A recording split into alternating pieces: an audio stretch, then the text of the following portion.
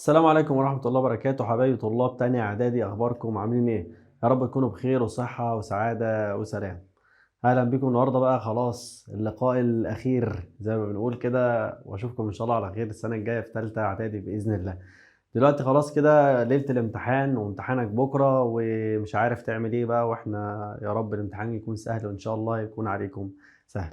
تعالى كده نشوف النهارده واحنا بنحل مع بعض، يعني هنحل كم اسئله كبير جدا. هوريك تعالى تعمل ازاي مع سؤال التشوز والدايلوج، وكمان اسئله الكومبليت، وكمان الليسننج يا سيدي سؤال الليسن. يعني هعرفك كل حاجه تخص الامتحان.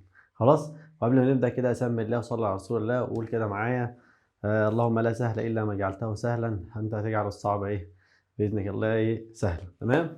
طيب بسم الله يا سيدي كده، وهنبدا مع بعض. اول حاجه خالص، وقبل ما نبدأ يا سيدي هفكرك بشكل الامتحان.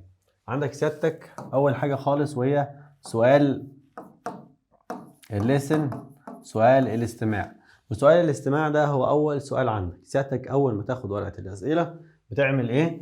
بتقرأ السؤال الموجود عندك وتقرأ اختياراته الأربعة، عشان كل سؤال عندك موجود عليه 4 اختيارات. ما تفضلش مستني لحد ما المستر يجي يقول لك لسن، فانت تبقى يا عيني مركز بودن مع المستر والودن التانية بتحل بيها، فانت مش هتعرف تعمل كده. فانت محتاج تعمل ايه؟ اول ما تاخد الورقة هتقرا السؤال في الاول وتشوف اختياراته ايه هي. خلاص، تقرا السؤال وتشوف الاختيارات اللي عندك، تبقى مجهزها من قبل ما المستر ما يدخل. خلاص، وكمان معاك كمان السؤال اللي بيكون موجود معاك في الليسن، برضو محتاج تقراهم كويس وتبقى عارف السؤال عاوز ايه، عشان اول ما المستر ما يدخل يقول تبقى انت مركز وكل تركيزك معاه وعارف بالظبط هو بيقول ايه وفي انهي جزئية بالظبط، فبالتالي تقدر تختار او تجاوب على السؤال. تمام.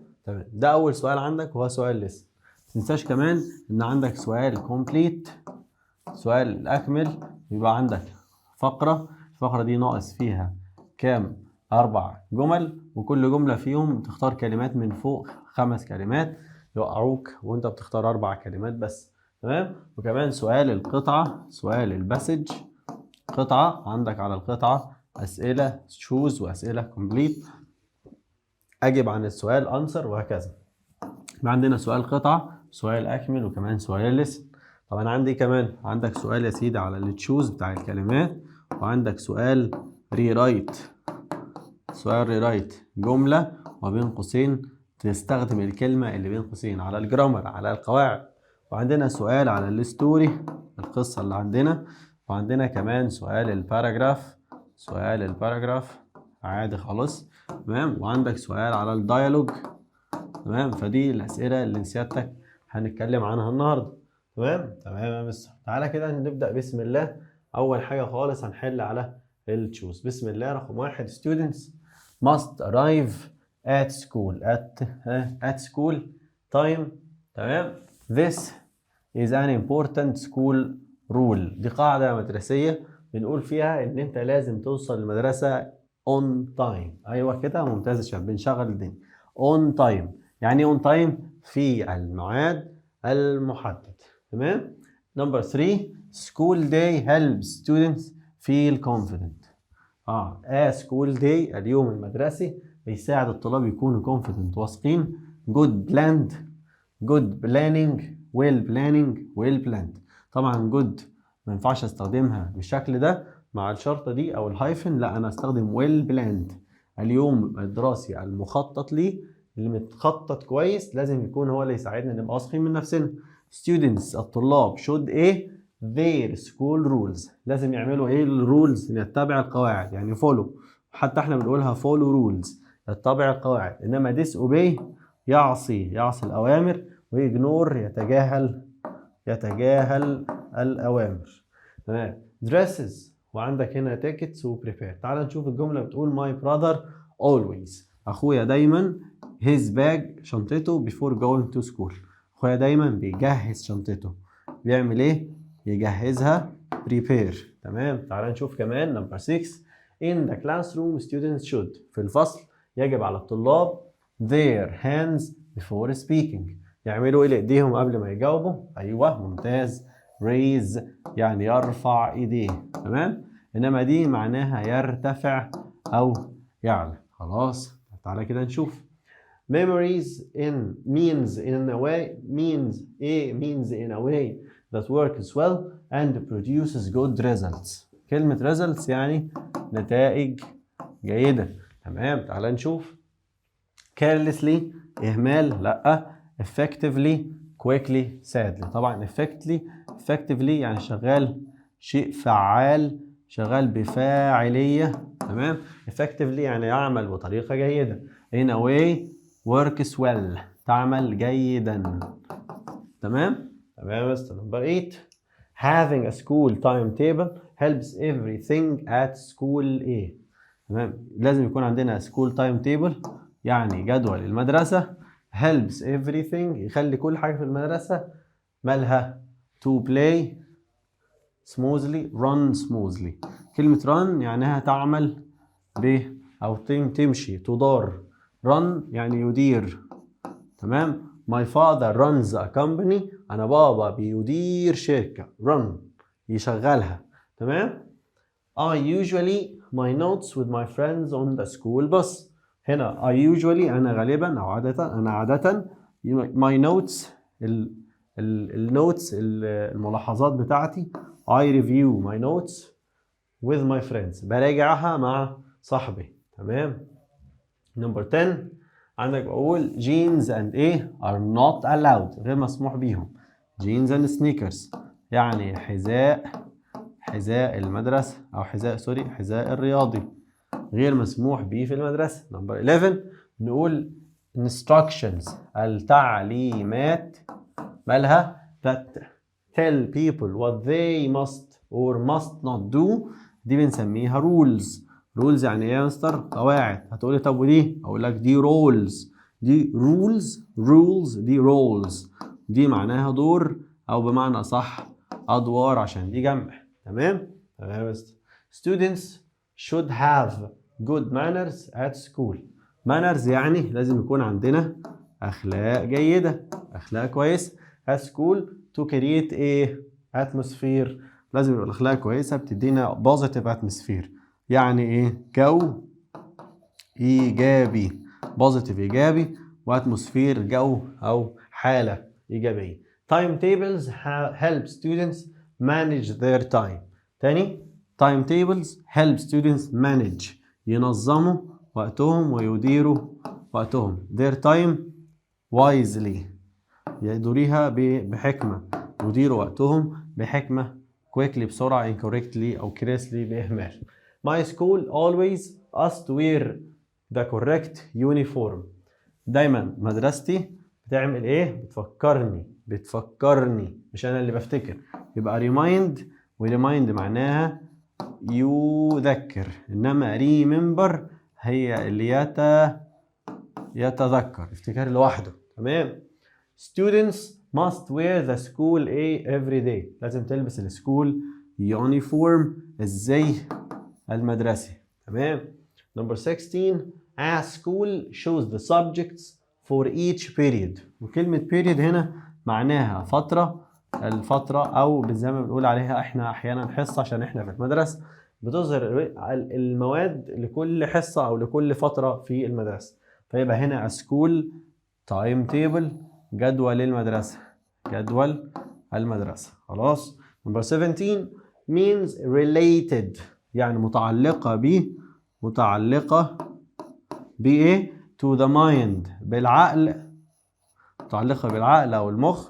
thinking متعلقة بالتفكير. إيه اللي متعلقة بالتفكير؟ إيه اللي متعلق بالتفكير؟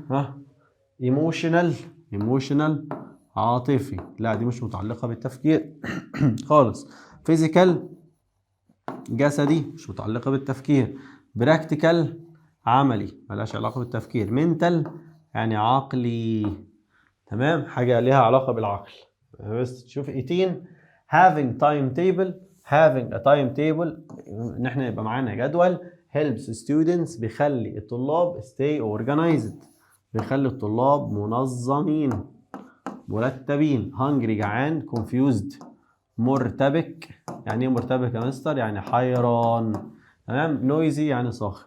تعالى كده تشوف 19 recent research الأبحاث الأخيرة shows that بتظهر إن the certain games إن بعض الألعاب المحددة كان concentration بتعمل إيه في التركيز. تمام. games can destroy launch release ولا improve. في بعض الألعاب حاليا بتعمل إيه؟ improve concentration. في بعض الألعاب ألعاب معينة بيقولك certain games بتعمل improve لconcentration بتنمي إيه التركيز. My sister is so that she can speak in front of strangers. She can't speak يعني هي لا تتحدث. In front of strangers يعني الغرباء. شخص غريب ما بتحبش تتكلم قدامه يبقى هي شخص shy يعني خجول. شخص خجول. happy سعيد. prepared وtidy مرتب وprepared جاهز. Number 21 the games الألعاب that a fun with education دي that combine وقلناها قبل كده معناها يدمج. تمام. يعني ايه يدمج؟ يعني يخليهم مع بعض كده ميكس يخلطهم ببعض. تمام. My teachers encourage shy students مدرسي أو المدرسين بيشجعوا encourage بيشجع shy students الطلاب الخجولة to a in different activities إن هم يشاركوا participate in ومعناها إيه participate in يشارك فيه يشارك فيه وبتساويها take part in يشارك فيه أو join. طب 23 smart learning uses tools. smart learning التعلم الذكي uses tools and songs بيستخدم فيه الأدوات والأغاني to make lessons more interesting عشان نخلي الدروس تبقى ممتعة وشاقة. ده بنسميه digital tools الأدوات الرقمية أو الإلكترونية يعني. Number 24 listening to educational songs الأغاني التعليمية. مالها يا مستر؟ الأغاني التعليمية improves focus بتنمي التركيز and builds confidence. طب ليه مش واحدة من دول؟ confide دي معناها يثق ودي فعل وهنا confident واثق. هنا build معناها تنمي أو تبني. هنا محتاج أنا بتبني اسم بتبني الثقة اسم إنما دي ظرف ومش هينفع استخدم الظرف اللي هي معناها بثقة. بتبني إيه؟ الثقة مش بتبني بثقة. تمام؟ 25 a thing has real importance ليه أهمية حقيقية or purpose هدف واضح purpose أو غاية. a thing ده بنسميها meaningful يعني ذو معنى ذو هدف. الحاجة اللي ليها معنى وليها أهمية ممكن تكون meaningful. to understand others feelings عشان نفهم مشاعر الآخرين is to empathize emphasize empty. محتاج سيادتك تركز كويس ما بين emphasize و emphasize معناها يؤكد على أو يركز على. خلاص يركز على حاجة يأكد عليها.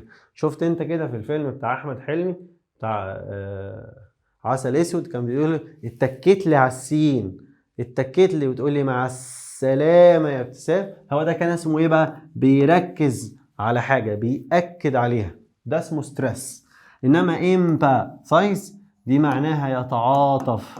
يعمل ايه؟ يتعاطف مع empathize. يبقى هي الإجابة عشان احنا understand بنفهم مشاعر الآخرين. تمام؟ 100 يا شباب.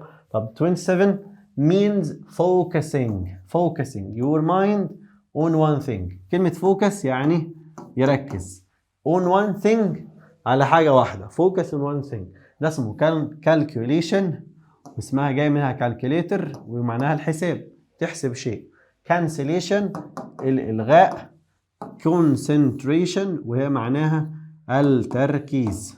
تمام. correction تصحيح. 28 2 is to form pictures. تكون صور or ideas أفكار in the mind في مخك about something. وده معناه إن أنت بتتخيل حاجة في دماغك. imagine يتخيل. أكون صور في دماغي أو أفكار عن حاجة. reading books قراءة الكتب. thinking skills and improves vocabulary يعني الكلمات اللي احنا بناخدها بتحسن كلماتنا. يبقى قراءة الكتب gives builds ignores escapes.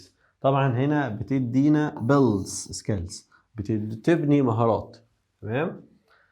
number 30 رقم 30 the synonym of the word aware معناها شخص واعي. تمام. وعايز synonym ليها يعني عايز معنى كلمة aware. هل معناها helpful careful mindful ولا grateful يعني شخص شاكر أو ممتن. careful حريص أو مراعي. helpful متعاون. لا احنا عايزين شخص mindful يعني شخص واعي ومدرك. تمام. عندك كمان 31 the duties and tasks someone must do. duties يعني الواجبات and tasks والمهمات. someone must do لازم الواحد يعملها. بنسميها ايه؟ works أعمال. responsibilities مسؤوليات. professions المهن جمع مهنة وظيفة يعني. practices تدريبات. لا يا مستر الواجب على الواحد يعمله ده احنا بنسميه هي الأعمال works ولا responsibilities هي المسؤوليات اللي الواجب علينا ان احنا نعملها اسمها responsibilities. طيب cooking is my mother's so she loves her kitchen. بتحب المطبخ جدا يبقى الطبخ ده بالنسبة لها passion. يعني ايه يا مستر passion؟ يعني شغف. بتحب المطبخ جدا. skill مهارة. qualification يعني مؤهل زي المؤهلات الجامعية. degree درجة علمية. طب تعالى نشوف. can suit يناسب you well. suit يعني يناسب.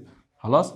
if you enjoy problem solving لو خليت بالك من problem solving حل المشكلات وانت بتحب تستمتع بحل المشكلات and using technology ده بنسميه ايه؟ nursing programming cooking writing.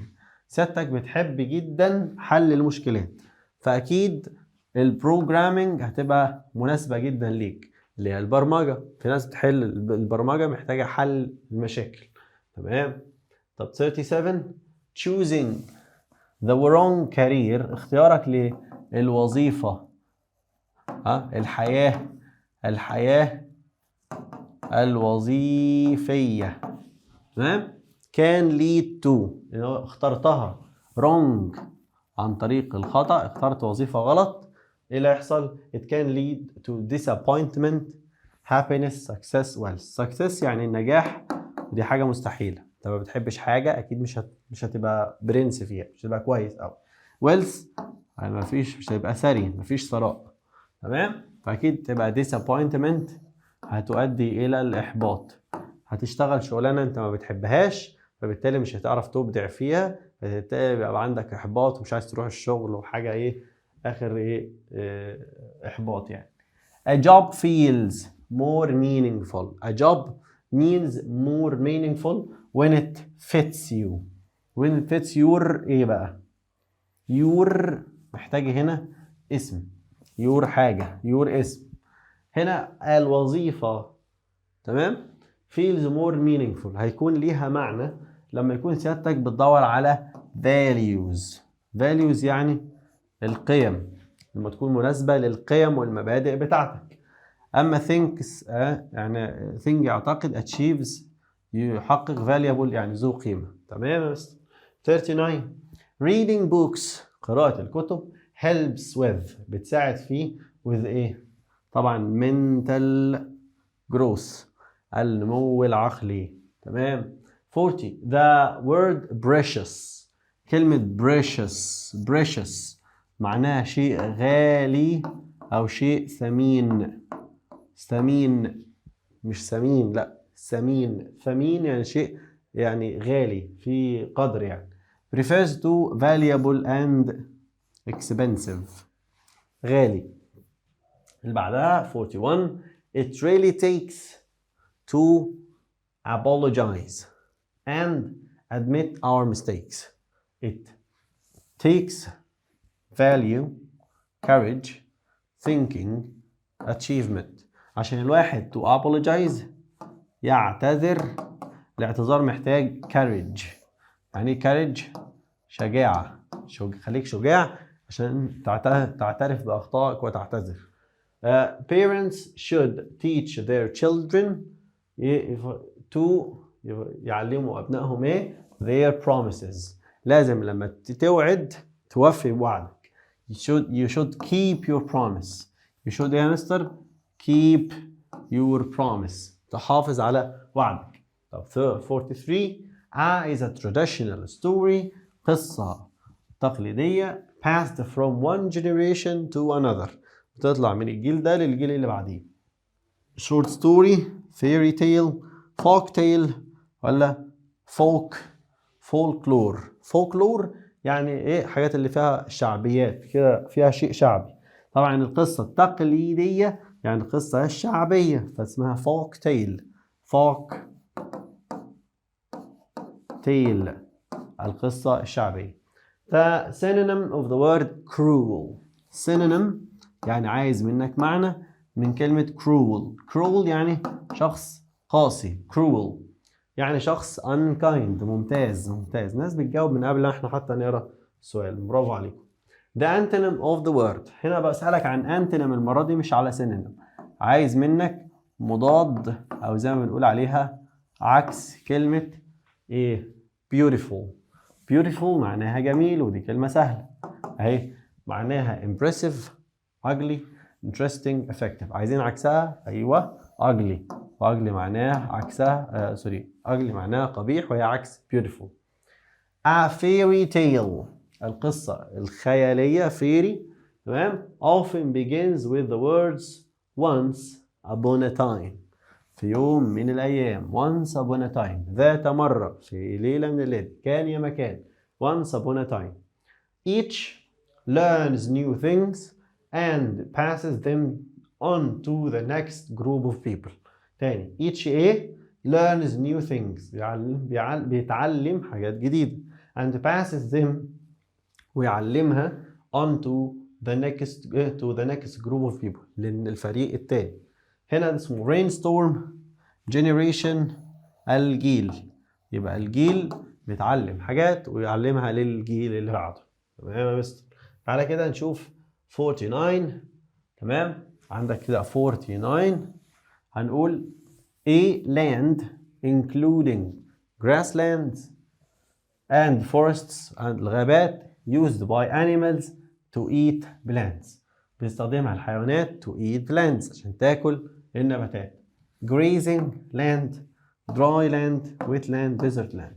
طبعا في عندي grasslands يبقى اسمها grazing lands. تمام يا مستر. desert tribes, desert tribe. tribe معناها قبيلة. تمام يا مستر. يعني ايه قبيلة بقى؟ مش فاهم. قبيلة هي مجموعة من الناس بتعيش في مكان واحد. فديزرت tribes قبائل الصحاري develop systems. بينموا من systems to grow crops. يزرع محاصيل. أسرع محاصيل يبقى irrigation system. نظام ري. يعني ايه ري؟ ان احنا نروي الارض عشان في دراي يعني جاف. دراي سويل تربة جافة. على كده نشوف معايا 51. the word thrilled. كلمة thrilled يعني يشعر في عنده حماس. يشعر بايه؟ بحماس. عنده حماس. خلاص عندك حماس. يشعر بحماس. thrilled متحمس. عايز منك synonym. synonym يعني عايز معنى ايه؟ كلمة thrilled معناها excited متحمس. ماشي. تعال نشوف 52. بنقول ايه؟ the verb conserve. conserve معناها يحافظ على شيء. يحافظ عليه. تمام. ده اسمها protect يحمي. protect يعني ايه؟ يحمي. تعالى كمان نشوف هنا سؤال كان بقى الأسئلة. 53 I got lost in the desert. أنا تهت في الصحراء. I had to conserve water. حاولت أحافظ على المية by taking tiny إيه؟ every hour. كل ساعة كنت باخد sips. sip معناها رشفة. إيه رشفة دي يا مستر؟ شفطة يعني، آخد شفطة كل ساعة كده أروح آخد شفطة أحافظ على كمية المية اللي معايا. 54 a harsh situation. harsh معناها قاسي، صعب. means a very difficult and a one and tough. أنا عندي كمان كلمة tough معناها قاسي أو معناها صعب. تمام يا مستر. number 55 a lifestyle means moving from place to place. تتحرك من مكان لمكان. not staying in one place. مش هفضل واقف في مكان واحد. ده بنسميه nomadic. يعني ايه nomadic؟ مقصود بيها بدوي او رحال. ايه الرحال ده؟ لا، نظام الحياة، اسلوب الحياة الرحالة ان هو بيتحرك كتير، ما بيثبتش في مكان واحد. طيب 56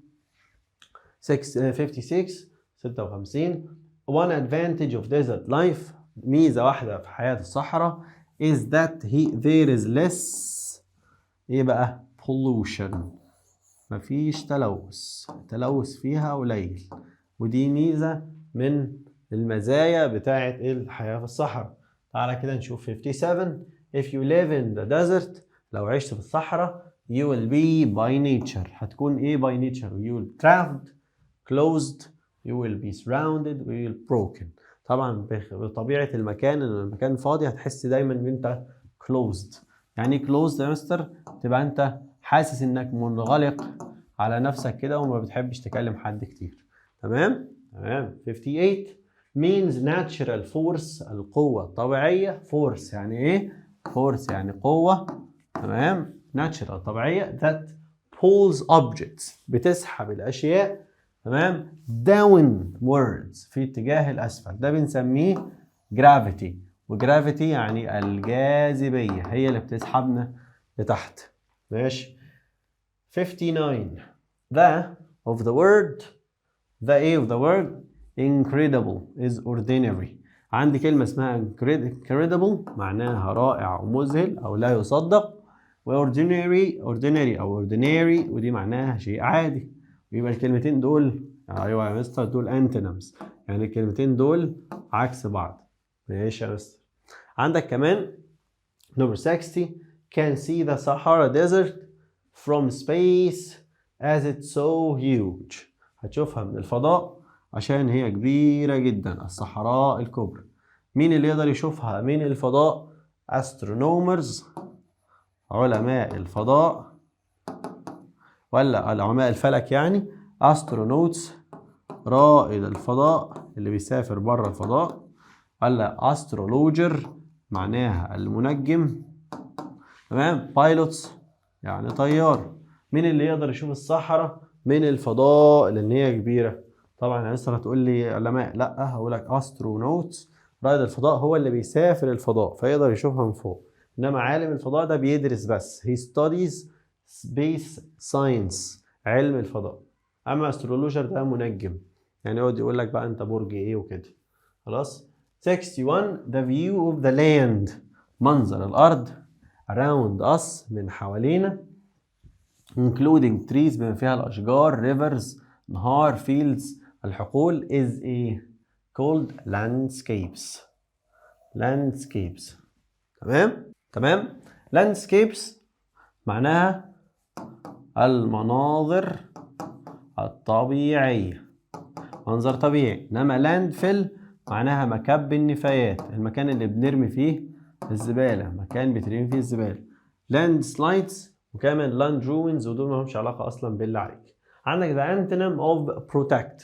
عايز منك antonym يعني مضاد أو عكس كلمة protect يعني يحمي حد ياخد باله منه. خلاص. protect يعني ايه؟ يحمي. keep save destroy طبعا عارفينها. save يحمي. عندك هنا 63 ده antonym of antonym يعني مضاد. mysterious يعني شيء غامض غريب. clean cloudy obvious. clean يعني نظيف، cloudy غائم، او obvious معناها شيء واضح غير لما يكون شيء غامض غريب. اما بقى ممكن اقول لك معناها clear عكسها سوري. obvious معناها clear، وكلمة clear معناها واضح برضه. بس خلي بالك انا قلت clear ما قلتش clean. clean هي اللي نظيفة. تمام. 64 our future مستقبلنا depends on. خلي بالك depend معناها يعتمد، وحرف الجر بتاعها on. بتساويها كلمة تانية اسمها rely يعتمد، وبرضه on. rely on أو depend on. عندك كمان 65 forbidden is similar in meaning. كلمة forbidden يعني شيء ممنوع أو محظور. is similar بنفس معنى إيه؟ similar in meaning بنفس معنى إيه؟ safe banned respectful ولا allowed؟ لا يا مستر دي حاجة معناها ان هو banned. كلمة banned يعني شيء محظور ممنوع غير مسموح. تمام. number 66 to get the noun from the verb. عايزين نحصل على الاسم، نجيب الاسم من كلمة اسمها responsible فبنخليها responsibility. responsible مسؤول، responsibility مسؤولية نضيف لها ITY. تمام. تعالى كده يا مستر محتاج منك، تعالى يا باشا نحل على الجرامر. احنا كده خلصنا على التشوز ونبدا نحل مع بعض كده على الجرامر. سؤال الرايت هنستخدم الكلمه اللي بين قوسين ديت بحيث نستخدمها جوه الجمله. وسيادتك لو مش فاكر اي حاجه من الجرامر يا ريت لو ترجع على الفيديو اللي قبل ده شرحنا فيه كل الجرامر بالتفصيل وكمان حاجات من المنهج وحلينا عليه كل ما يخص المنهج. خلاص. فنقول كده بسم الله ونقول اول جمله بتقول you shouldn't eat in the classroom واستخدم كلمه don't. فانا لو هقول الكلام ده هشيل اللي بيساويها وهكتب انا don't eat in the classroom. لا تاكل، لا يجب عليك ان انت تاكل في الفصل، فانا قلت لا تاكل في الفصل. don't eat in the classroom.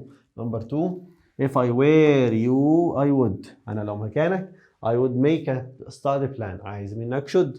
حلو جدا. كل اللي نعمله هشيل ما يساوي should واقول you should make a study plan. you should make a study plan. عندك shouldn't don't talk loudly during class time. ما تكلمش بصوت عالي اثناء الحصه. فعندك كلمه shouldn't عايز استخدمها. كل اللي انا هعمله هشيل don't واقول بدلها you بدل should تبقى shouldn't زي ما هو قال لي، وحط الفعل المصدر بعدها. you shouldn't talk فعل مصدر. you shouldn't talk loudly during class time. خلاص تمام. تعال نشوف كمان جملة. my advice is to have a study timetable. أنا نصيحتي إن أنت يبقى عندك خطة دراسية أو جدول دراسة. عايز منك should يجب. نعمل إيه؟ كلنا نعمله هنشيل اللي بيساوي should حلو ونحط معاها you should يجب عليك. والفعل المصدر بتاعنا فين؟ have تبقى you should have a study timetable. ممتاز. عندك remember وهنا don't forget. هنعمل ايه؟ هنشيل don't forget ونحط بدلها remember لان الاتنين بنفس المعنى. يبقى remember to check your time table every morning. عايز منك suggested. خلي بالك suggested my brother said اخويا قال let's make a study plan. يلا نعمل خطة دراسية. هعمل ايه؟ فانا هشيل كل ده اهو واحط هنا الفعل بتاعي. فهقول my brother اخويا، هقول بعدها suggested اقترح، suggest بعدها ing. فانا هاخد make وتبقى my brother suggested making a study plan. يبقى اخد بالي ان كلمة suggest بيجي من بعدها فعل مستر باضافة ing فهشيل ما يساويها اللي هو said let's يعني suggest اقتراح. تمام. عندك number 6 although she said أو he studied hard he got low marks وعايز مني however.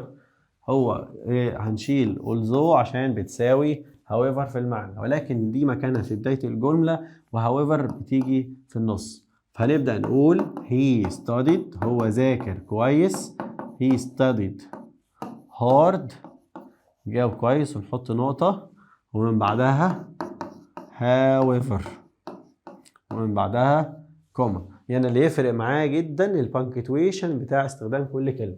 however he got low marks. عايز however كمان هنا games improve memory. عندي النقطة هي موجودة الجملة الأولانية زي ما هي وأحط من بعدها however ومع ذلك not all games أكمل الجملة التانية. الموضوع بسيط يا شباب مفيهوش أي حاجة صعبة. تمام. نمبر 8 he got up early but missed the school bus. صحي بدري ولكن هنشيلها ونقول while. بس هو عايز while capital. لو خدت بالك إن while هنا capital فنعمل إيه؟ لو أنا هبدأ بكلمة while أهي. هقول لك كده هنحط الجملة دي في الأول while he got up early بالرغم من إنه أو مع إنه صحي بدري نحط كوما وأقول he. هضطر أحط he عشان but مفيش بعدها فاعل، فأنا لو شلت but هضطر أحط أنا فاعل وهو he. تمام. أحط الكوما زي ما هي he missed the school bus بالرغم من إنه صحي بدري إلا إنه فاته الأتوبيس. نمبر 9 I love sports however my brother loves music. طبعا كل اللي هعمله إيه؟ هشيل however عشان بتساويها بس واشيل معاها النقطة. احط الكوما الجملة دي I love sports كوما but my brother loves music. 100.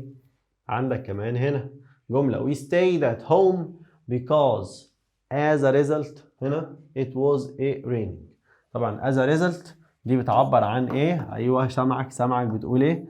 بتعبر عن النتيجة، بتعبر عن result نتيجة، يبقى عايزة بعدها نتيجة. أما because بيجي بعدها السبب فاضطر أعكس وأقول it was raining كانت بتمطر it was raining روح حاطط سيمي كولم. خلي بالك من استخدامه ل as a result. as a result بيكون قبلها سيمي كولم فاصلة منقوطة وكوما.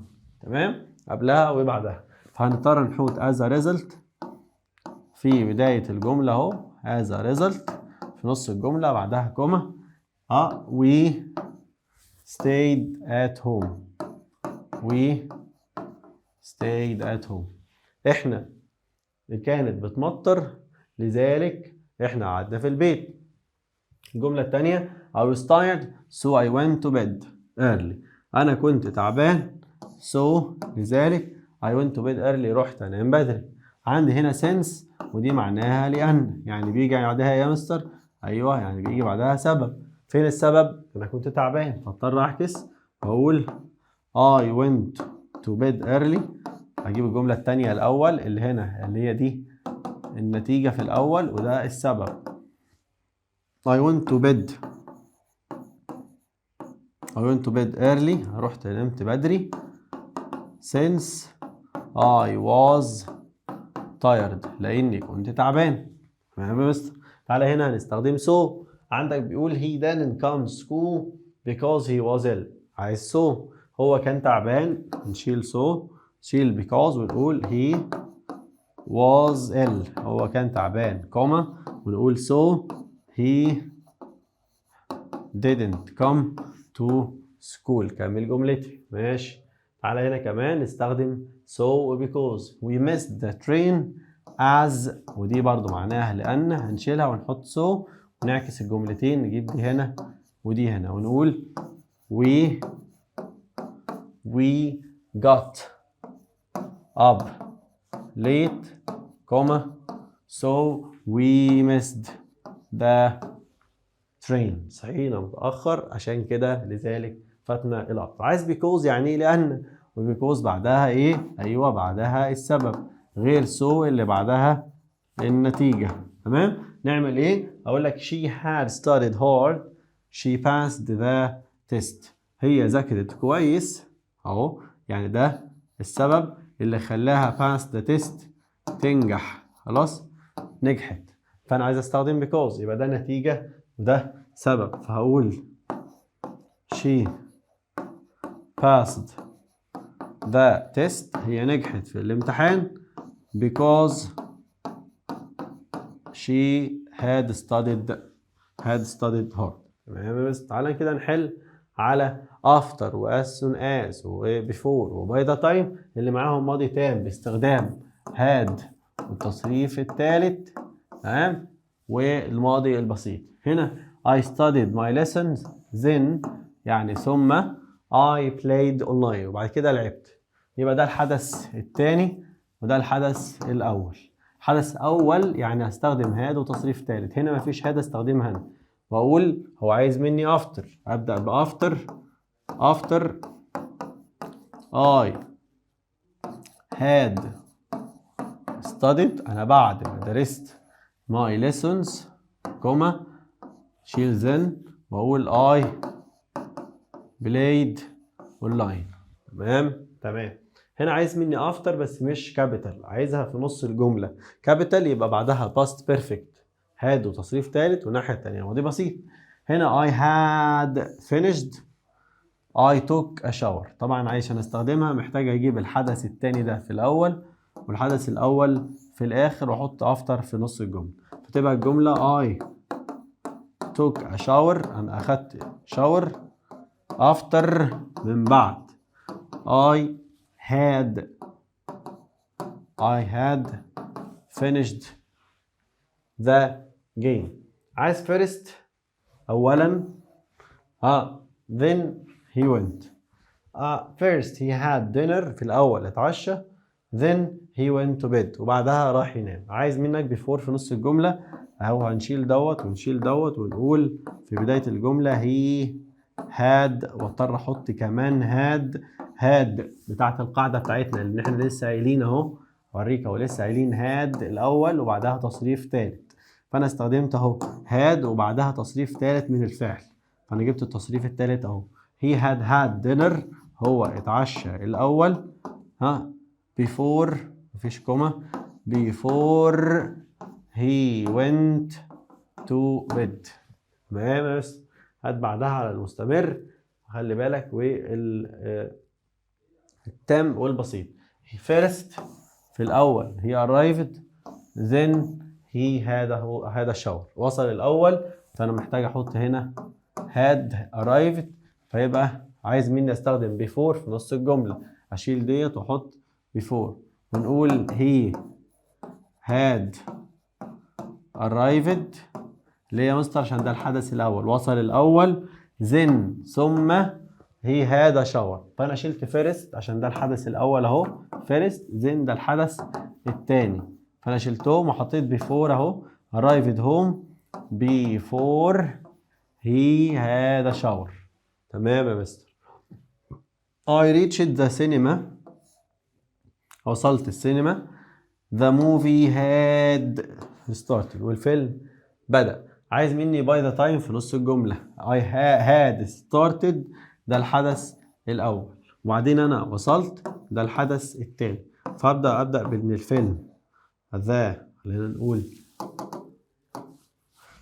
the movie أو the film، مفرقتش. تمام؟ had started الفيلم بدأ by the time، ونجيب الحدث الثاني بعدها by the time I reached the cinema. yesterday I studied English and math. وهنا عندي yesterday تعبر عن حدث في الماضي البسيط، لكن لما قال لي استخدم at 3 p.m. وحط لي وقت محدد، هنحولها من past simple ل past perfect باستخدام was أو were مع فعل بإضافة ing. تمام؟ فلو أنا قلت studied هغيرها، هضطر أحط was study طب تبقى عاملة ازاي يا مستر؟ هبدأ اقول اهو at 3 p.m. yesterday امبارح الساعة 3 I was studying math and English. تمام. عندك هنا while وعندي هنا حدث كان مستمر when حدث حصل وخلص. while دي في أول الجملة، فأنا هشيل when وأحط بدلها كوما، وفي أول الجملة هقول while she was reading a book كوما بدل when the phone rang. تمام. عندك الجملة التانية عايز منك during دي بتساوي كلمة while. during ديت بتساوي while، فما بيجيش بعدها جملة. during ديت بيجي من بعدها على طول noun. يعني ايه يا مستر noun؟ يعني اسم بيجي من بعدها noun. فهقول during، مش هينفع اقول they were واضطر اقول during playing. هتقولي ده فعل باضافة ing، ما انا ما لقيتش اسم في الجملة، فاضطريت اخد الفعل ing على اساس ان هي اسم.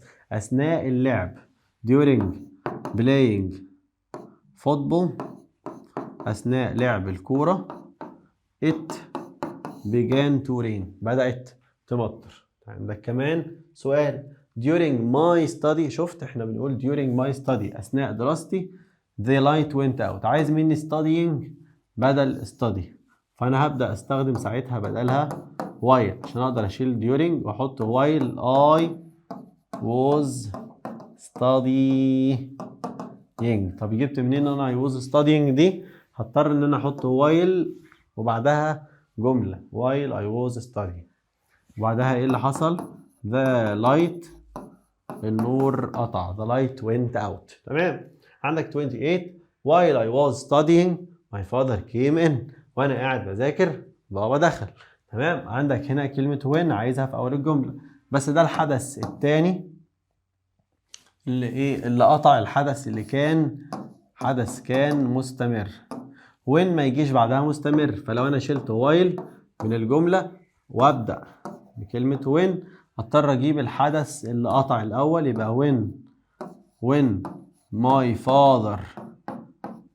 father came in لما بابا دخل كوما I was studying كنت بذاكر. تمام. عايز going بدل on my way to school. on my way دي يعني في طريقي إلى المدرسة. I met عادل، قابلت عادل، فهضطر أحط أنا من عندي while I was وأجيب أنا going اللي هو اديهالي أثناء ما كنت رايح المدرسة وأنا في طريقي to school وأنا رايح المدرسة كوما I met قابلت عادل. الأفكار دي احنا اتكلمنا عنها كتير جدا في الفيديوهات اللي فاتت. طب تعالى كده يا سيدي، عندك هنستخدم present perfect مضارع تام باستخدامنا لكلمة زي كلمة have أو كلمة زي كلمة has مع الباست participle التصريف الثالث. have احنا عارفينها مع مين وhas عارفينها مع مين. فبيقول لي he left his home a moment ago، وكلمة a moment ago بتساوي كلمة just، لكن ديت بنستخدمها مع الماضي البسيط زي left تصريف تاني، فعشان انا استخدمها واحط just محتاج تصريف ثالث. مع مين؟ مع have او has، فهشيل a moment ago واحط just مكانها فين؟ بعد have وقبل التصريف الثالث، فهي بتاخد has ونحط كلمة just والتصريف الثالث left برضه. he has just left his house، هو لسه خارج من البيت. just بتساوي كلمة أو moment ago. عايز منك since بدل for، وأنا عندي هنا he has lived in Cairo، لسه عايش في القاهرة since. for بعدها عدد أيام، عدد سنين، عدد سنوات. تعال نحسب كده مع بعض. من 10 سنين يعني كانت سنة كام؟ دلوقتي احنا 2026. تمام. يبقى من 10 سنين 2016 2016. Number 32 the last time I visit my grandfather was last week. آخر مرة زرت جدي كان الأسبوع اللي فات. فأنا عشان أنا أستخدمها وأستخدم since هضطر أقول I haven't visited. جبتها منين أنا دي؟ هقول لك أنا آخر مرة زرت جدي كان الأسبوع اللي فات، يعني أنا ما زرتوش بقالي أسبوع، فأقول I haven't visited. وهنا احنا قلنا have و has فممكن ننفيها عادي فتبقى haven't. خلاص I haven't visited my grandparents أو my grandfather since last week. since last week هنشيل was طبعا. تمام. تعالى هنا نحط for بدل since. نفس الجملة I haven't visited my uncle for وهنحسب من 2020 لحد دلوقتي، يعني عدد الست سنين for 6 years. حسبناها منين؟ من 2026 ل 2020 يبقى 6 years 6 سنين. يبقى الفرق ما بين since هنا بناخد الوقت محدد، انما مع for بناخد فترة او مدة. Number 34 they have studied English since 2012. قعدنا نفس الكلام، هنحسب نفس الجملة ونشيل since ونحط بدلها for. نحسب 2026 2026 على 2012 نحسبها يبقى بقالنا 14 سنة for 14 years. 14 سنة. يبقى احنا بنحسب الفرق ما بين for و since. They are still doing their homework. لسه ما زالوا بيعملوا شغل الواجب بتاعهم، لسه بيعملوه، يبقى yet هضطر اشيل they are doing واقول they have not done. جبت منين have و done؟ هما ما زالوا بيعملوا الواجب. still معناها ما زال بيعمل الواجب، يعني الواجب لحد دلوقتي، يعني حتى الآن ما خلصش. وانا بستخدم yet مع حاجتين، بستخدمها مع نفي بستخدمها مع سؤال في اخر النفي وفي اخر السؤال. يبقى they haven't done they haven't done their homework yet. لسه ما خلصوش واجبهم لحد دلوقتي. عندك كلمة still he hasn't done his homework yet. لسه ما خلصش الواجب لحد دلوقتي وعايز منك still. تقريبا لو خدت بالك ان جملتين زي بعض، هنا شلنا are still doing وحطينا yet في اخر الجملة. وانا هشيل yet هشيل برضو معاها hasn't done واقول he is still زي الجملة اللي فاتت بعد بالظبط. زي are still هنا he is still، وبدل done هنكتب doing his homework. طبعا هنشيل yet. تمام يا شباب؟ تمام يا مستر. عندك بقى يا سيدي كده خلصنا من الجرامر وداخلين دلوقتي على سؤال الكومبليت اكمل. عندنا كلمات زي برايد ودي معناها الفخر او الاعتزاز، وكلمة library يعني اللي هي المكتبة اللي بنقرا فيها library. سنيكرز ده الحذاء الرياضي اللي انت بتلعب بيه، وعندك يونيفورم الزي. براود ودي معناها فخور، انما التانية فخر. تعالى نقرا. At my school في مدرستي students must follow the dress code. لازم يمشوا على قواعد اللبس. classroom rules وقواعد الفصل. and behavior rules وقواعد السلوك. and طبعا library rules قواعد المكتبة.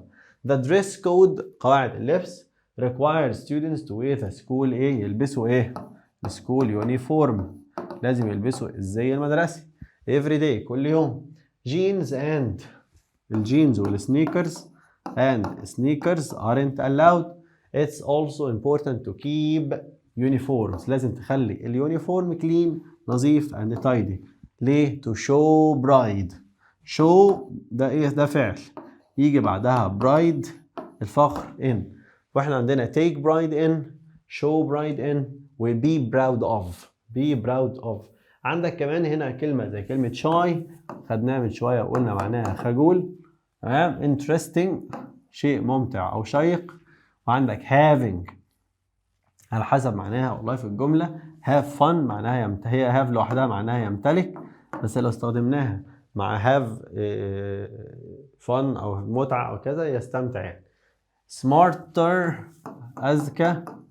تمام. important يعني هام أو مهم. تعال نشوف. many teachers now used games. بيستخدموا الألعاب in their classrooms في حصصهم في فصولهم. students learn better. بيتعلموا أكتر when they are fun. they are having fun. وهم بيستمتعوا. games can make. بتخلي difficult subjects المواد الصعبة like math and science زي العلوم والماس. طبعا الحمد لله ما قالش English. science more يخليها more interesting أكثر متعة وتشوق. they also help us students participate. بيخلونا نعمل help us students participate actively. بتخلي الشاي students الطلاب الخجولة participate in lessons يشاركوا في الدروس. so can games make you. هل الدروس can make you smarter؟ هل تخليك أكثر ذكاء ولا لأ؟ the answer seems to be yes. أيوة طبعا فعلا. تمام. عندك كلمة زي كلمة allowed ودي معناها شيء مسموح. respect يحترم أو احترام. عندك respected شيء محترم أو شخص محترم. forbidden ده شيء ممنوع أصلا محظور. hallways معناها الممرات أو الطرقات. طرقة يعني أو صالة. الطرقة اللي بتودينا على الغرف. behavior rules يعني قواعد السلوك are important مهمة at any school في أي مدرسة. students must الطلاب لازم يعملوا teachers لازم يحترموا المدرسين. they should they must respect teachers and each other وبعضهم الآخر. avoid running in the hallways ما يمشوش ولا يجروا في الهولويز الطرقات في المدرسة. and help keep the school clear ويخلوا المدرسة نظيفة. cell phones الموبايلات are not لا تكون ممنوعة ولا مسموح بها؟ لا it's not allowed. عارفين لو كان في not ديت مش موجودة كنا أخدنا are forbidden ممنوعة. لأن أنا عندي not allowed هي forbidden. in class and eating or drinking inside classrooms is والأكل في الفصل يبقى forbidden ممنوع يا أساتذة. تعالى كده نشوف فقرة كمان. عندك leadership القيادة. degrees درجات مقصود بيها درجة علمية يعني زي لما الواحد كده ياخد دكتوراه. تمام. communication التواصل. وعندك marks علامات أو درجات يعني أهو درجات. highlight يحدد شيء ويركز عليه أو يضع خط تحتيه. تمام. job profiles often mention the specific skills. بعض ملفات الوظيفية ما بتركز على بتذكر specific skills يعني بتذكر مهارات محددة معينة. تمام. needed محتاجينها such as زي leadership أيوة محتاجين فيها القيادة. leadership teamwork العمل الجماعي. problem solving حل المشكلات and sometimes communication وأحيانا كمان communication التواصل. they also qualifications مؤهلات. عندك هنا qualifications دي معناها المؤهلات. تمام. فاحنا بنعمل they highlight يعني بيحددوا المؤهلات like university degrees زي الدرجات العلمية أو الجامعية. certificates شهادات. technical training تدريب المهني. تمام. تعالى كده معايا نحل كمان dialogues من اللي عندنا. يلا نحل كده dialogue معايا. بنقول هنا في حوار ما بين منى عند علي. تقول what do we have first today. احنا عندنا النهارده؟ قال لها we have first احنا عندنا كذا الأول. فقالت له English. ده احنا عندنا English الأول فيبقى we have أكيد we have English first. احنا عندنا English في الأول. تمام؟ قالت له English is my favorite subject. دي مادتي المفضلة. I think it's very easy. يعني أنا بتهيألي إن هي سهلة. مادة سهلة جدا الإنجليش. قالت له what does it start؟ قالت له it starts. قال لها it starts at 8 o'clock. بتبدأ الساعة 8. يبقى what time؟ بتبدأ إمتى؟ قالت له بتبدأ 8. خلاص؟ علي do we have after that؟ طب إحنا عندنا إيه بعد كده؟ what do we have after that؟ قالت له we have math. I did my math homework. أنا عملت الواجب بتاعي. تعالى ناخد كمان دايلوج ما بين يوسف وهنا. يوسف don't leave the water running. هنا ما تسيبيش المايه شغاله كده. قالت له should I turn it off؟ وانا ليه لازم اقفلها؟ يعني why should I turn off؟ هقفلها ليه؟ قال لها because we need to save water every day. احنا محتاجين نوفر ميه كل يوم.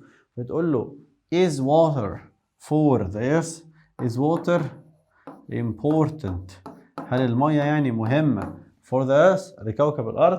قال لها yes all animals and plants need it. كل الحيوانات محتاجينها. تمام. عندك كمان دايلوج هنا ما بين علي وسامي. بيقول ايه؟ how does your teacher make learning fun؟ هو المدرس عندكم بيعمل التعليم بيكون fun ازاي؟ ممتع ازاي؟ قال له he uses ايه؟ اكيد بيستخدم حاجه. قال له ايه هي؟ games. شاف العلامه دي؟ بيبقى بيقولها تاني. يبقى he uses games. بيستخدم الالعاب in class في الفصل. قال له games what kind of games؟ دي احنا نقولها دايما نقول what kind يعني ما نوع. what kind of games زي ما نوع الالعاب. does he uses بيستخدمها. قال له he uses spelling games العاب الهجاء يتهجى كلمه. do you like them؟ بتحبهم؟ قال له yes I do. طبعا yes I do they are exciting. السؤال بدو يبقى yes I do. فعلي سأله your friends enjoy these games؟ قال له yes my friends enjoy. طبعا سؤال كمان بدو do your friends هل اصحابك كمان بيحبوها؟ قال له طبعا. تعال سيادتك بقى كده نشوف الستوري مع بعض.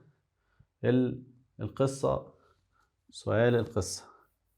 تعالى قبل هنا نحل كام سؤال كده على الستوري. بص يا سيدي القصة بتاعتنا بتتكلم عن ماوغلي وحياته في الغابة وماذر فوكس وفاذر فوكس وعندك شير خان وباجيرا وبالو اللي كانوا بيساعدوه. تعالى كده نشوف القصة بتاعتك. ماوغلي means the little fox. ده سؤال على true false صح يعني T وفي F يعني false غلط. فهنا ماوغلي means the little fox أيوة معناها the little fox ودي صحيحة. واعتقد ان دي ممكن تبقى عندك بكرة في الامتحان. عندك ماوغلي grew up running with oxen. oxen يعني الثيران الطور جمع طور. هو grew running كبر وهو بيجري ويلعب مع الاوكسن؟ لا جري ويلعب مع الولفز. فيبقى الكلام ده false غلط. father and mother wolf. father wolf and mother wolf مالهم were frightened كانوا خايفين when they first الأول مرة شافوا فيها البوي. لا ما كانوش خايفين منه. امال ايه؟ they were astonished كانوا مبهورين ومذهولين جدا من اللي شافوه منه لما شافوه هو اصلا. شير خان believed humans didn't belong to the wild. ما بيهتموش للغابة. ايوه صحيح. هو قال كده he believed humans didn't belong to او belong in the wild. باجيرا offered a freshly killed ox. طبعا سيادتك اول ما تقرا الجمله دي هتروح حاطط true لكن ما كملتش الجمله لازم تقرا للاخر. in exchange of the boy. in exchange يعني في بديل الولد. يعني ايه؟ يبدلوا كده يبدل الولد يديهم هم freshly killed ox يعني يديهم طور لسه مقتول وهو ياخد منهم الولد. لا ما حصلش. تمام. فالكلام ده false. هو عمل ده to accept the boy. قال لهم اديكم freshly killed ox to accept ده هو عشان تقبلوا الولد. بالو the monkey. بالو ما كانش the monkey. بالو كان the bear. فالكلام ده false. وبعدين he didn't kidnap Mowgli. The Bandarlog were organized with order and honor. عندك هنا the Bandarlog اللي هم القرود كانوا organized منظمين and honor لا طبعا ما كانوش honored. دي الكلام ده false غلط. بالو taught Mowgli the importance of loyalty. بالو كان بيعلمه الوفاء. صحيح.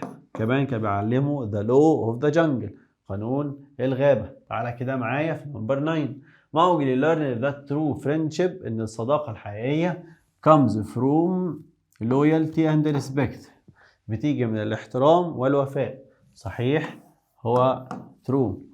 Mowgli stole a pot of burning coals.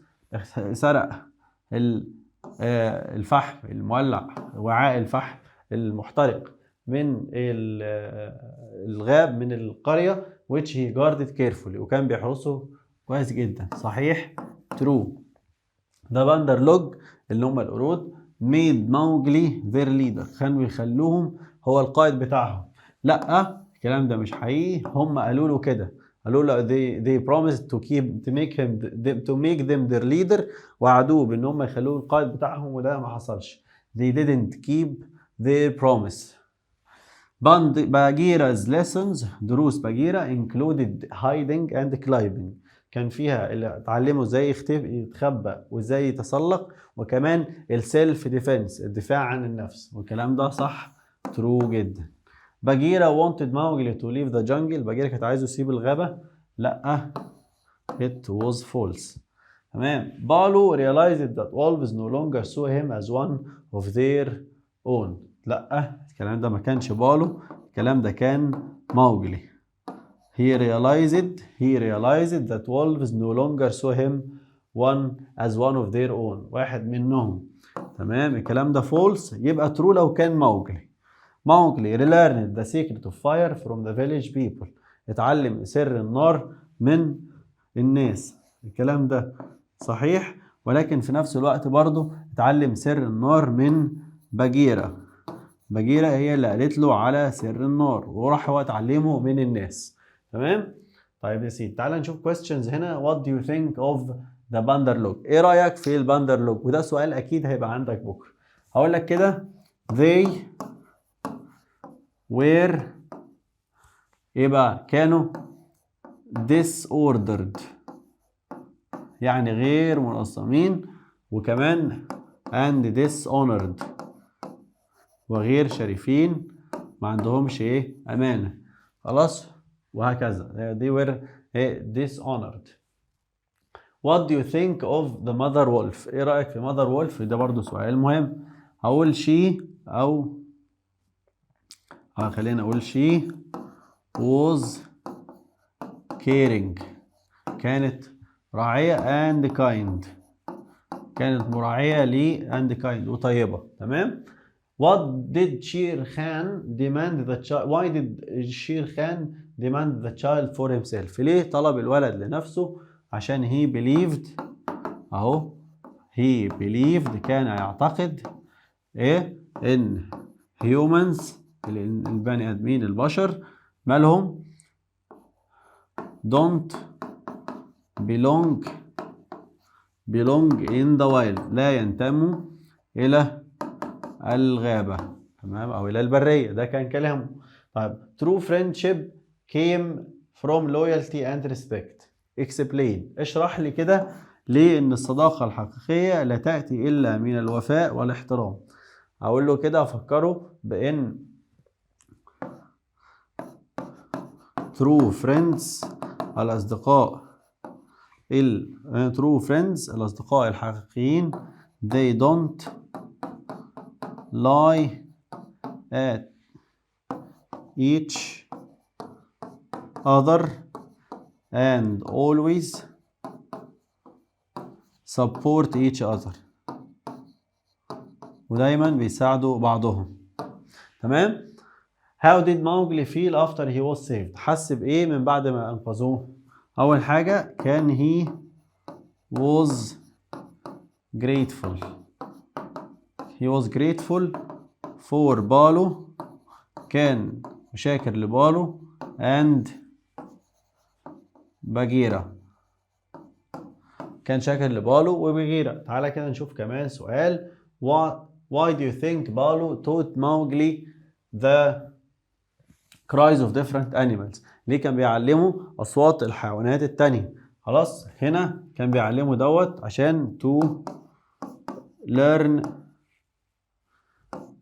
how to respect other animals as it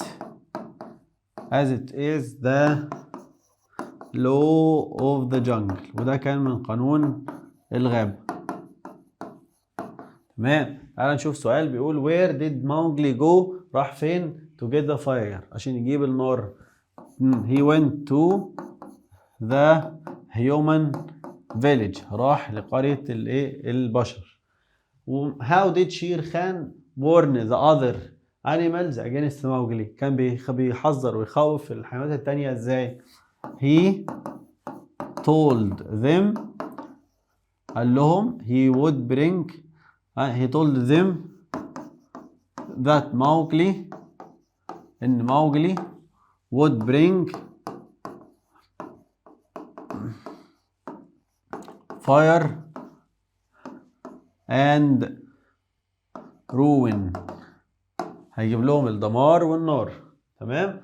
نمبر 11 واخر كام سؤال. why do you think Mowgli felt sad after he won against Shere Khan؟ ليه حس بالحزن من بعد ما هزم شير خان؟ اقول كده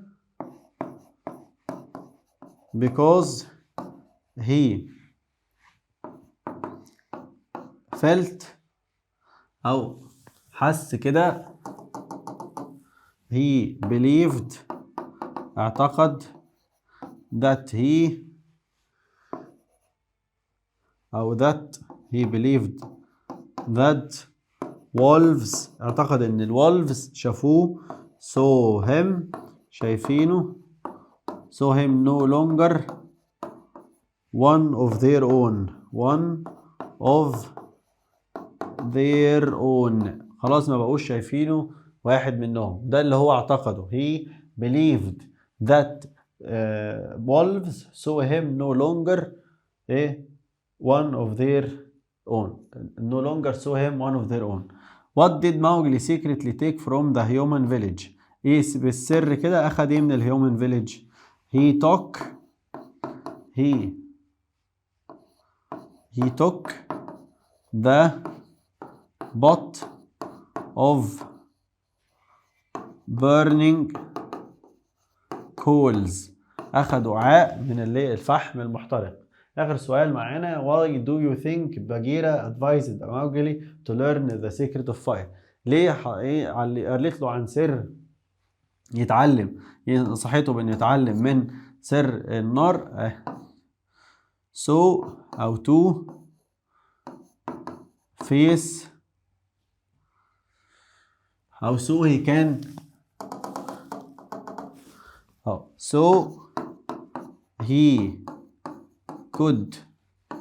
so he could face Shere